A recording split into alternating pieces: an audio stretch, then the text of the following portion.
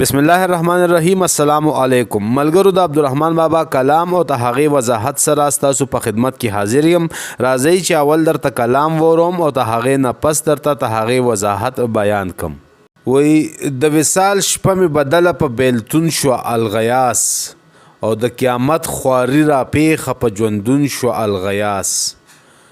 مالا تمه د وصال د نعمتونو ترې کوله، ناګهان کاسه نسکوره د ګردون شو الغیاس.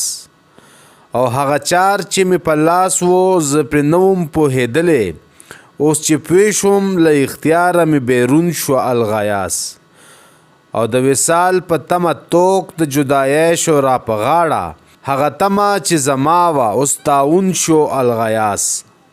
او په حکمت په عقل پیټې د عشق څوک اخیستی نشي، په دا کار کې ما تملا د افلاطون شو الغیاس. او ما رحمان د یار وصال په اسانۍ موندلی نه دی، ما رحمان د یار وصال په اسانۍ موندلی نه دی. زردرویی می سرخرویی په جگر خون شو الغیاس.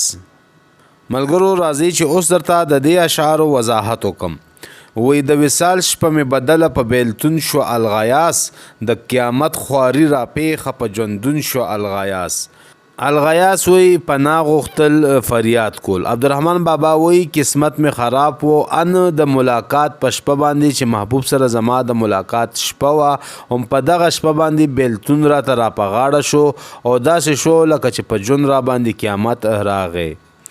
مالا تمه د وصال د نعمتونو ترې کوله، ناګهان کاسه نسکوره د ګردون شو الغیاس. ګردون وی آسمان ته. عبدالرحمن بابا وی ما دا تمه کوله د خپل قسمت نه چې محبوب سره به ملاقات وشي او زه به د هغه په خوشحالو په نعمتونو موړ شم، خو ولې قسمت ته دا منظوره نه وه او کاسه را باندې نسکوره که قسمت مې اپوټه شو او د وصال په ځای راته بیلتون را په غاړه شو.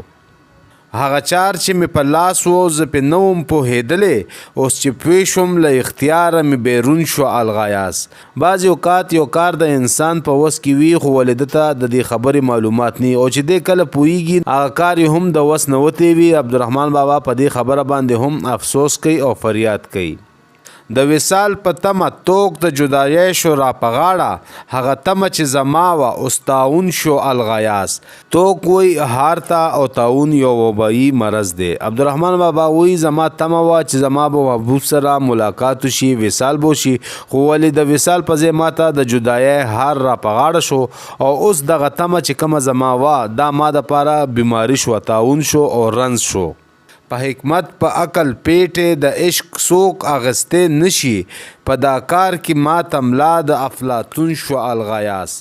عبدالرحمن بابا وی چې د عشق مینې محبت دا مصیبتونه او تکلیفونه دا په عقل باندې او په حکمت باندې نه کیږي. که داسې وی نو افلاطون به پکې کامیاب و. دې عشق چې کم دی د افلاطون ملا ماته کړې ده، یعنی افلاطون هم په عشق کې کامیاب شوی نه دی. ما رحمان د یار وصال په اسانۍ موندلی نه دی، زردرویی می سرخرویی په جگر خون شو الغیاس. زردرویی وی زیړ مخ ته او سرخرویی وی کامیابی ته. عبدالرحمن بابا وی ما ته چې د خپل محبوب وصال ملو شوی دی نو داسې دا نه په اسانه نه دی ملو شوی. دې دپاره زه ډېر کړېدلی یم او ما ډېر مصیبتونه او تکلیفونه برداشت کړي دي، د هغې نه پس ما ته د محبوب وصال ملو شوی دی. ملګرو دا د عبدالرحمن بابا کلام او ته هغې وضاحت ته سره مې شیر کو. اجازت غواړم د الله په امان.